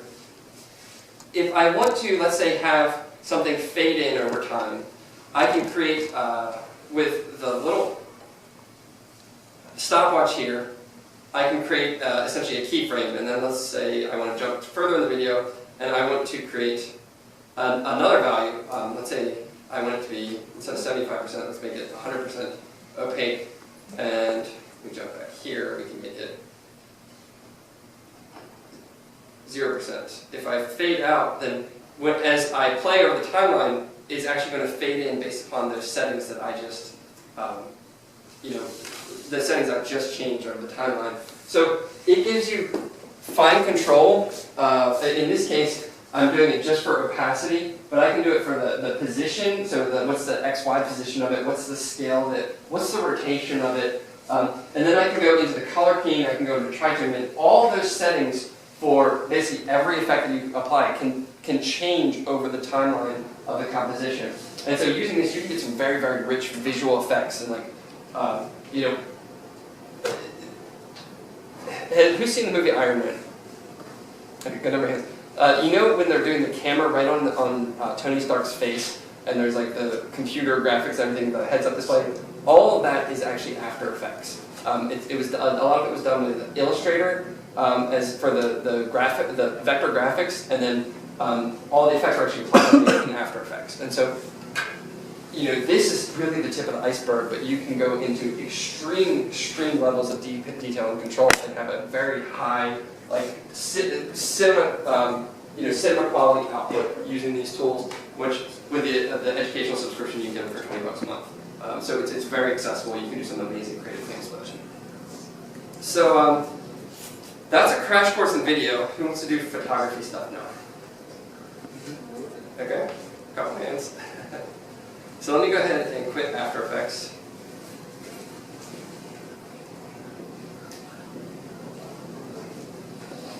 So this will just take a minute. So for photography, Adobe really has two tools that apply to photography professionals. There's Lightroom and there's Photoshop. I'm going to start with Lightroom, but it's Photoshop Lightroom. Lightroom is essentially for managing large collections of images, where Photoshop is really about extreme customization of a single composition. So with Lightroom, that's the tool that I use to import all my stuff from the camera. You can configure Lightroom if you're using like a DSLR to as soon as you snap a picture. If you have it tethered, you can see the images immediately on your computer. Great for photographers.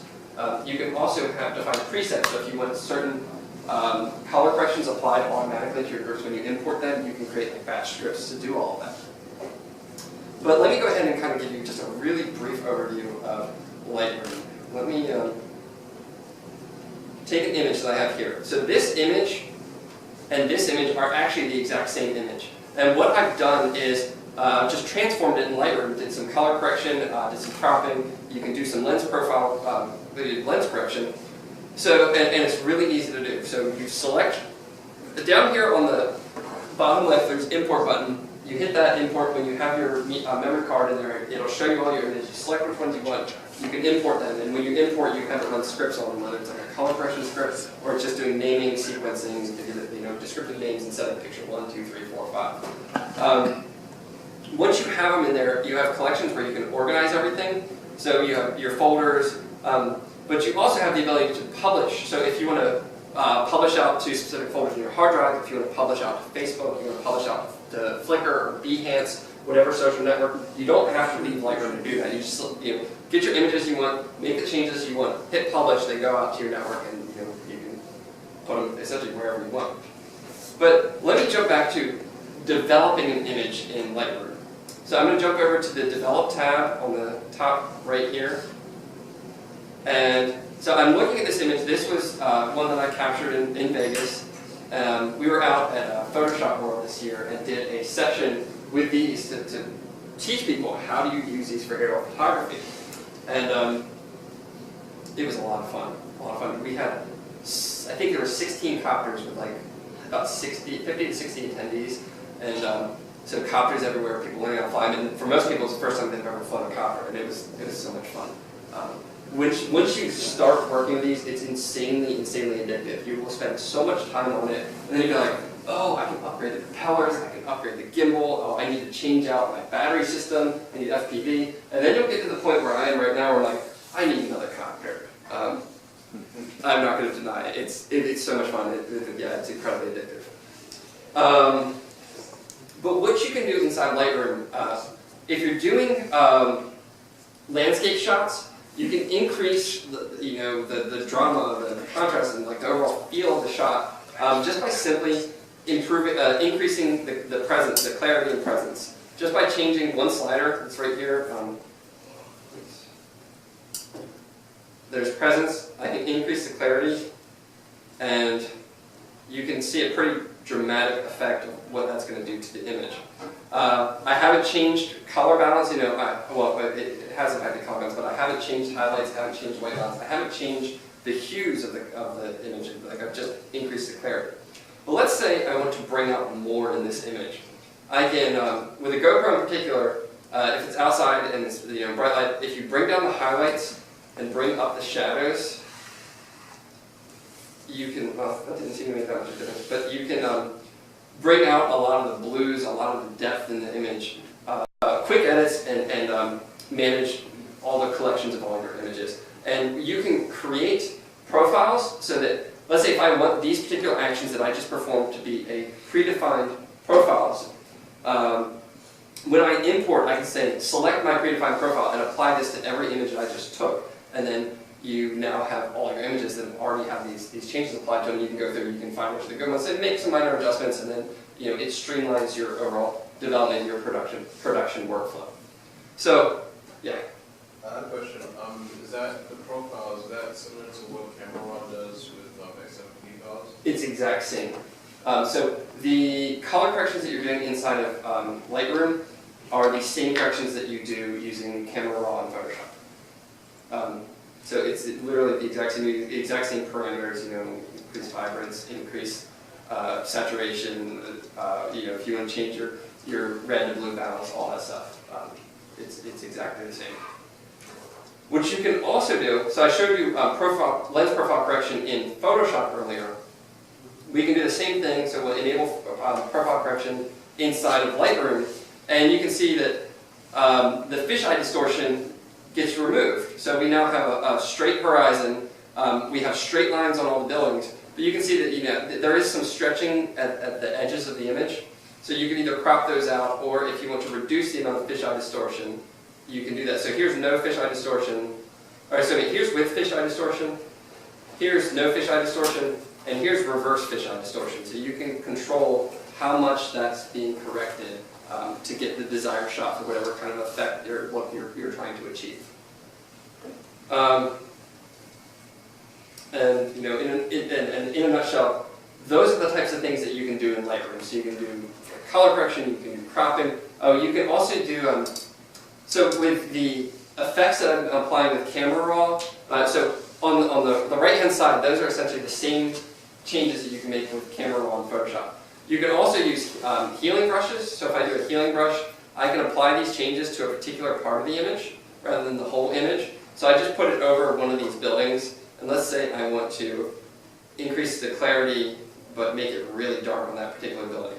I can make these kinds of, this is a very dramatic, you would never want to do that, but if you want to apply it to just certain areas, you can use the healing brush and just apply these changes to particular areas. So if I wanted to only change the sky, but I wanted to leave the foreground, or vice versa, if I only wanted to change the foreground but leave the sky, I could use the healing brush to do that. You can change the feather, whether it's a hard edge, soft edge, or whatever you want to do. But let's say I also want to go ahead and make some changes to the sky and have it kind of a gradient to whatever was in the base image. You can use the gradient tool, and let's say I want the sky to be overly blue. That's just the gradient tool, and you can apply, let's make it a little bit lighter. You can see before and then after, so it's applying the same kind of changes based upon a gradient, based on the gradient I selected. This looks terrible right here, but you can get the idea. If you spend a little bit more time with it and you control it based upon whatever the content is in your image, you can do some pretty amazing things. So that is Lightroom in a nutshell.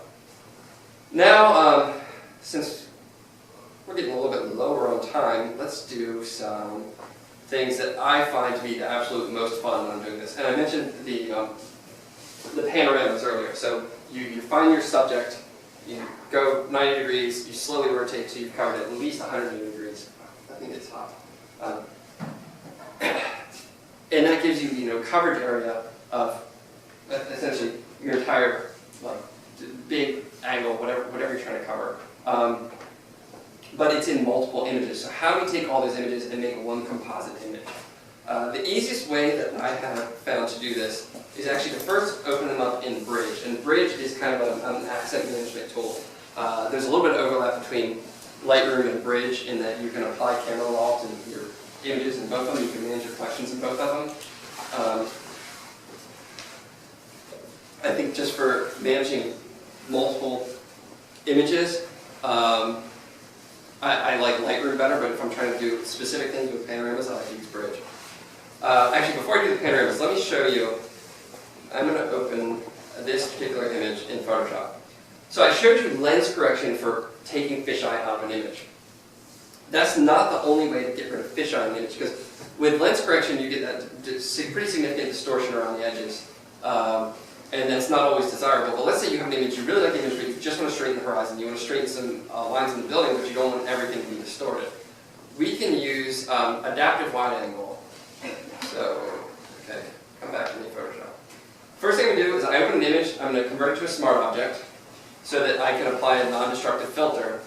And I'm going to choose, instead of lens correction, where I selected the GoPro lens profile, which was used to correct the fisheye, I'm going to use adaptive wide angle. And with adaptive wide angle, it's going to automatically recognize the metadata from the GoPro, so it's going to kind of know the dimensions and the lens information for the image. And what I can do is just draw a line across the image. Let's say I want to straighten the horizon. I'm going to draw a line from the left side to the right side. And if I want it to be completely horizontal, you can hold down the shift key when it does it, and that line will turn yellow. If you guys, it's easiest to see right over the mountains or the building on the if I do this, you can actually see it. So you can see that there's a line being drawn from point A to point B, but you can actually see the line is curving. That curve is based upon the lens profile information in the image itself. But I'm going to go ahead and select this. If I hold down shift, it's going to turn that completely horizontal, that line, as soon as I let go of the mouse. So I let go of the mouse, and you can see that it looks like I went a little bit too far. But it's now a straight horizon as opposed to, we had the curve before. And you can see that there's actually some curve in the buildings too. So let me make this completely vertical in the building here. And let me get rid of the curve that's in the street. So I can just, whoops, I didn't want to do that. I want to do just like this.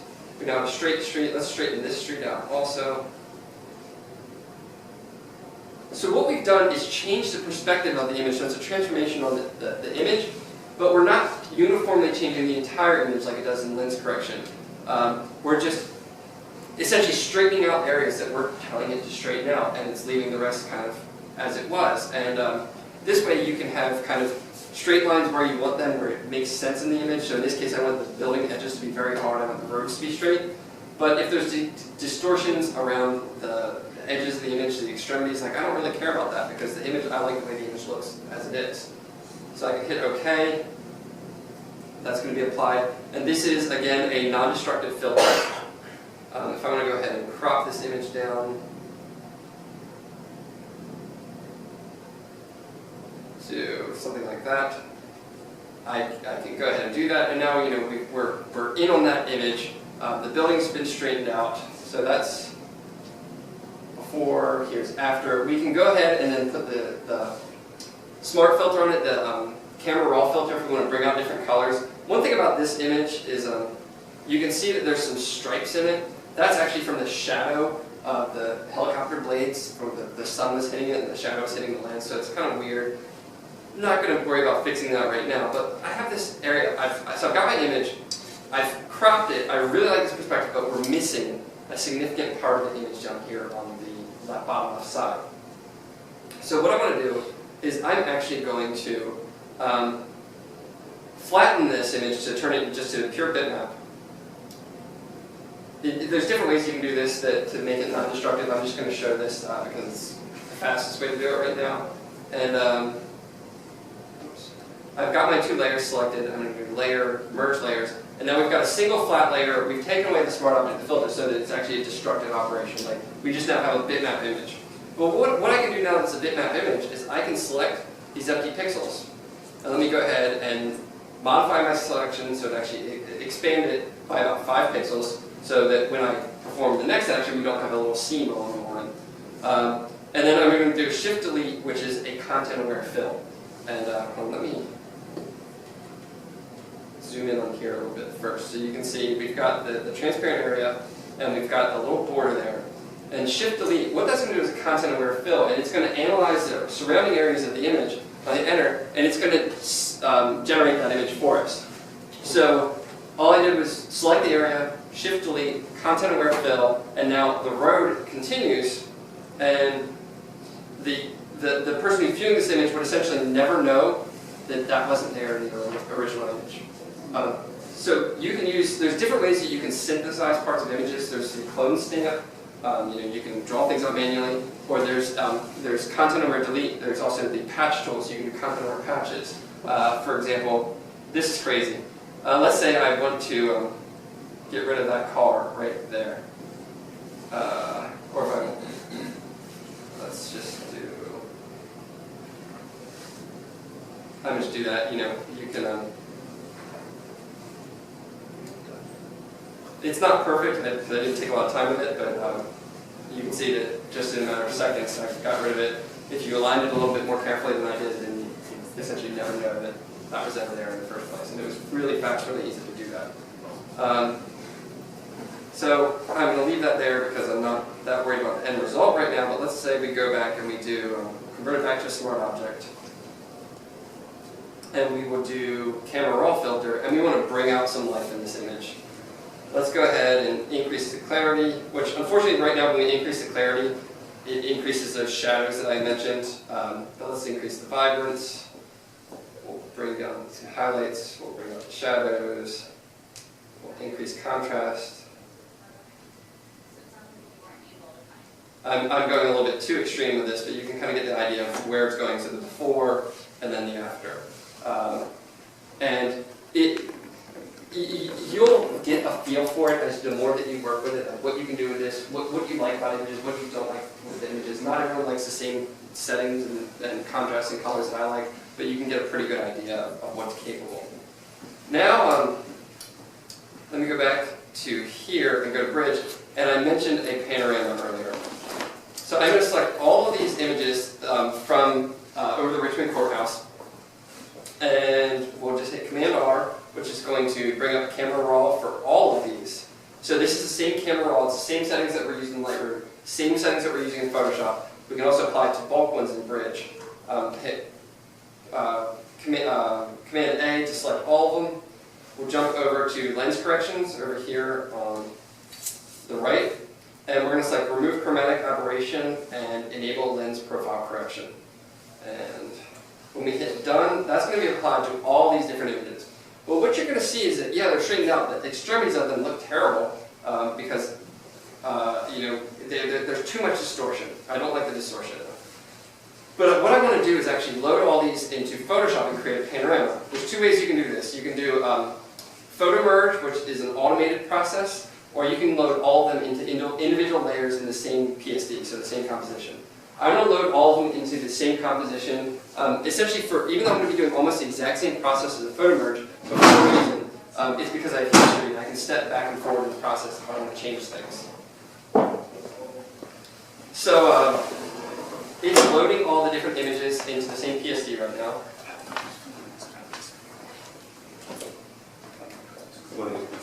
Oh, okay.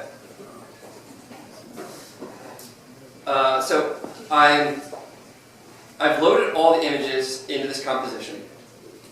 And the first thing I'm going to do is select all of them, and then I'm going to go Edit and Auto-Align Layers. And what this is going to do is a process that's going to analyze the different images, find where there are consistent elements in all of them, and then it's going to layer them, and stagger them so that the content overlaps. And it's basically the first step in creating this seamless panorama of all of the content.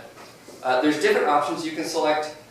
Depending upon what your angle is over your landscape, you want to choose most likely either cylindrical or spherical. You can use auto. Sometimes when you're using auto, because it's got some weird perspectives, that you'll get some mixed results. But I'd say generally, if it's straight on the horizon, use spherical. If you're looking downwards, use cylindrical.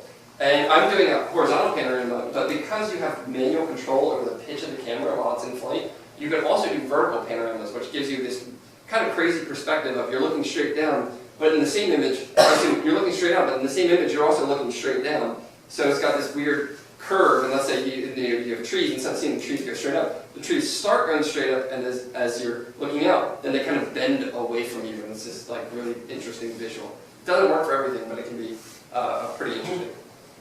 So I'm just like spherical, hit OK, and this is going to do the process of actually analyzing the content of the images and then aligning all of them. You can see I had a little bit of tilt in my camera, so I don't think I had the camera properly seated inside the gimbal when I took these, but I was still able to work with those and get some pretty decent content. Each one of these images is also the high resolution setting for the GoPro. So that each one is a 12 megapixel image. These are pretty big images, and especially when you composite them all together, you can end up with some pretty massive panoramas. So what it's doing is, like I said, analyzing it. It's going to align the images. If I did not remove the lens profile, so if I didn't straighten everything out, it would have a lot of trouble trying to match everything up. It probably wouldn't be able to. Oh, so the battery just died on my GoPro. That's actually pretty good. It lasted like almost 2 hours. So that analyzed the images and then put a transform on them so that they all essentially are lined up so that we can create a seamless composition. I was in the middle of saying something and that distracted me. I don't remember what I was saying. So let's just move on. Oh, I remember what I was saying. So if you had not removed the lens profile, it would not be able to automatically align all of this. So, like I said, if I have one image and I do the full lens profile correction, I don't like what it does to the edges. You can minimize it, but if you're doing it, you're stitching them all together, you have to do that, or else you won't be able to align everything. But in our next step, we're going to get rid of a lot of that edge distortion, just by doing, because each one of those has edge distortion.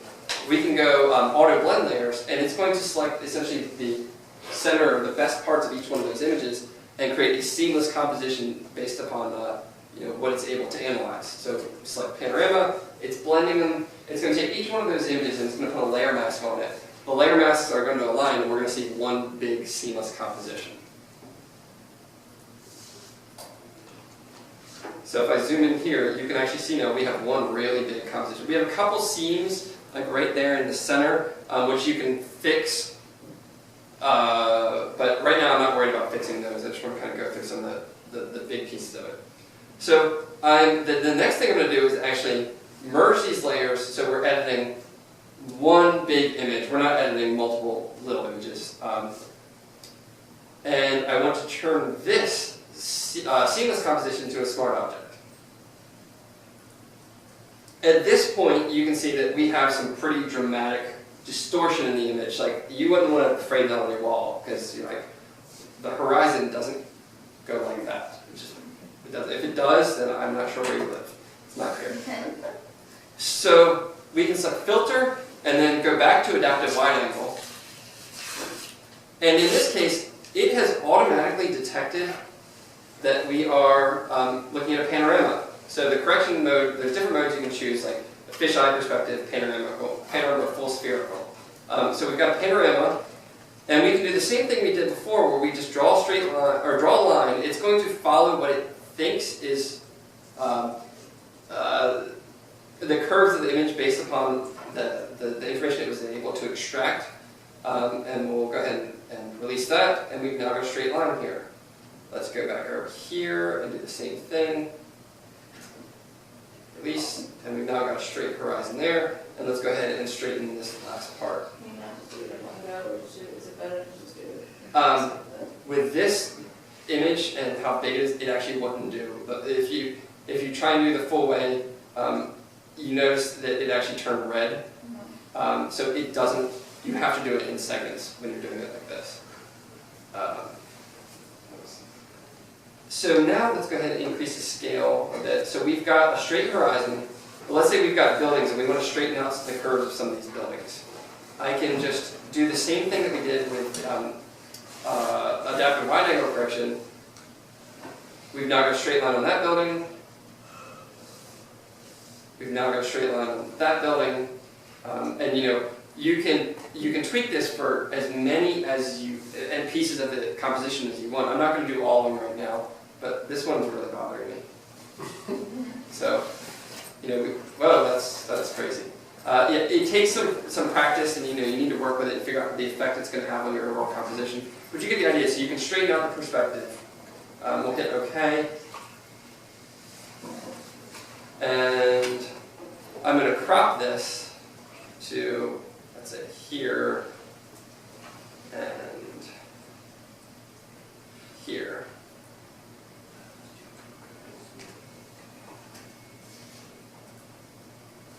So at this point, I could, you know, we've got a pretty good panorama, and it didn't really take a lot of time to create that. Yeah, we've got some seams that we need to fix, but we've got some pretty dramatic perspective in here. It's straightened out, and that was created from all those different images that we took. You know, just when we're flying, rotate the copter, and it's essentially when you're creating a panorama, you rotate around the focal point. So just you're rotating around the position of the lens. You're taking all those, you're stitching them together, and you're creating one seamless composition based upon all of those. And you spend some time with it. You can bring out the colors. You can. I'm just talking about. Let's just do it. I'm going to again flatten this image. We're going to select the area at the top. Do modify, expand the selection with 5 pixels so that we don't end up with a little border around it. And then again, we're going to do Shift Delete, Content Aware Fill, and now we fixed the sky.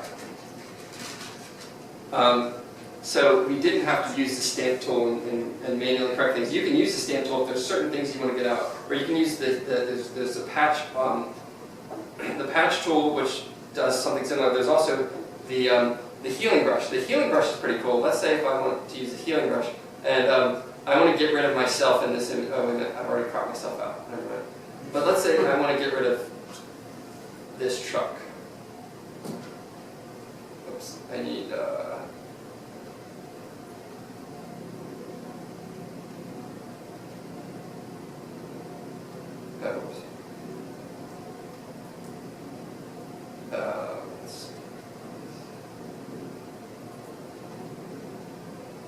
well, it's reversed, but you can basically, hopefully get the idea. Let's make a smaller brush.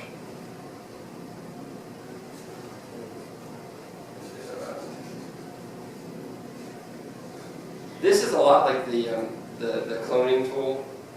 Well, I'm trying to rush through this now. I'm not getting out of it. But basically, the spot healing brush you can use a lot like the cloning stamp, where it basically takes one part of the image, repeats it on another part, and you can essentially make things look like they were never there, or create parts of an image that were never there in the first place.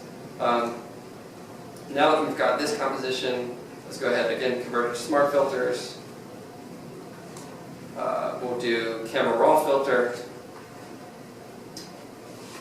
increase the clarity, increase the vibrance. We will bring down the blacks, bring up the shadows, bring down the highlights, bring up the whites a little bit, and maybe increase the exposure overall. And now you can see pretty dramatic changes before and after. And that's a panorama from aerial images. And what else did I have in this here? That's pretty much it for what I wanted to cover today. I have examples. I can show you other panoramas, other techniques if you guys want. I know it's 12 o'clock now, so if you guys have questions, yeah. Yeah, so how would you so what kind of settings would you use in the GoPro 3 for shooting in slow motion? So for slow motion, a higher frame rate is going to be better for slowing it down. So 1080p 60 is the highest frame rate you can get, and being 1080p, basically the highest TV supported HD. And at 60 frames per second, you can reduce that to 50% of its speed, and it's still going to be really fluid because it's still going to be essentially 30 frames per second. You start reducing it further than that, it's going to start being less fluid over the slow motion part of it. If you're doing something like, let's say you want to capture a ball bouncing, if you do 800 WVGA, which is 800 by 480, it does it at 240 frames per second. You can get a lot more fluid slow motion, but you're sacrificing resolution at that point. So it's kind of a trade-off. And for these, I think that the best output is when it's at 60 frames per second. That's been my experience, at least with my setup. If I had probably a little bit less vibration in mind, so if I work on it to reduce vibration, then I would maybe go up like 2.7K at 30 frames per second, and then that way I could have more control over cropping, and if I wanted to zoom in on it some more, you can do that without sacrificing quality. but then you sacrifice the ability to do slow motion if you're going dropping to 30 frames per second. So the higher frame rate equates to smoother slow motion, essentially. And the max for these are 60? But at 1080p, the max is 60. At WVGA, it's 240 frames per second. So at 240 frames per second, you can take it down to like 30% speed. It's still going to be smooth.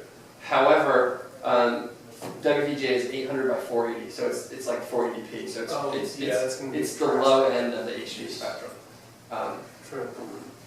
But yeah, I've had pretty great results with well, I've closed it now, but if it wasn't a time consuming, just start it back up and load it up again. I would show you what the video looks like when you slow it down. But you can actually, if I jump back over to, again, I'm going to do the same one here, the Battle of San Francisco. I actually slowed down the rotation of this by about 50% when it's doing the pan right here. So it was flying at normal speed, then right here, it starts sliding down. And it's a little smack, but this is probably about 50% speed. And if you look really closely to the cars, you can actually see that slow down the way that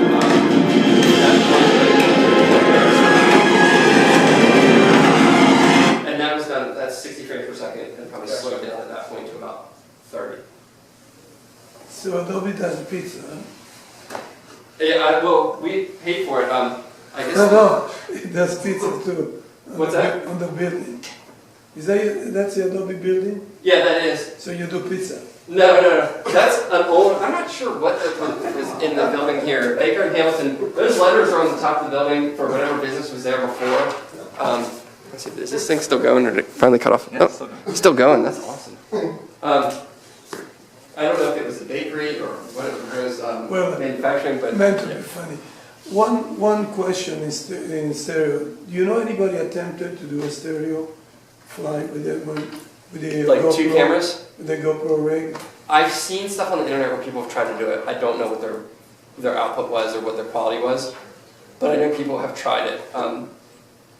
For older GoPro cameras, Maybe too heavy for that. no, it would be able to lift it, but not with a gimbal. Like you'd have to have just a camera's rigid mount to the copter, so you'd have more vibration. I don't know what your quality would be, but it's worth exploring. If you got a slightly larger copter, then you could easily do that. Can you, when you does the automatic, can you repeat the same motion? When you're So you do a pan, Uh-huh. and you say go back and do it again? With this one, you can. There are copters on the market that you can do that sync with an iPad app, and you can do waypoints. So you can say go to this point, then that point, and go at this speed and rotate this mount, and then you basically just hit play, and it'll go ahead and do it. They can do some tracking shots. The same company makes one. Their S800, which is their high-end 8-rotor model. Can do that with there's like a Bluetooth downlink, so it does a data link between your iPad and the copter. What's that go for? The S800, I'm not a price book for them, but I've heard, depending what options, because there's lots of options you can get, between 8,000 and 12,000. Well, in the range. In the range. Oh, they look awesome. They look like a drone. They essentially, like a Terminator 2 style drone. yeah, and that's the thing, people refer to these as drones, I mean, kind of, but this is not autonomous, this is just a remote control vehicle with a camera on it. But because it's a camera that's up there, people, like, the drones are kind of like a big political thing, people get scared by it. But like a drone is technically an autonomous vehicle. But as you mentioned, like they're big. The S800, it sits like this big. It's got 8 rotors. That's the kind of people put like a Red Epic camera on it. And they're awesome. They're really impressive. I'd love to have one, but I'm not going to. Some people go even more, but do you really actually need more, or that is only lift? Need more meaning like need a bigger copter? Yeah. So it depends what you're doing. Like if you just want to do video, if I was doing a Hollywood film, I would do like an S800. If I'm just doing something for my interest, this is perfect for what my needs are. Even if you just were going to do it, and let's say you want to do surveying of properties, or and one thing that people use these for also is surveying in agriculture, surveying the crops, flying over, getting the video, and you can analyze the video without having to go out and inspect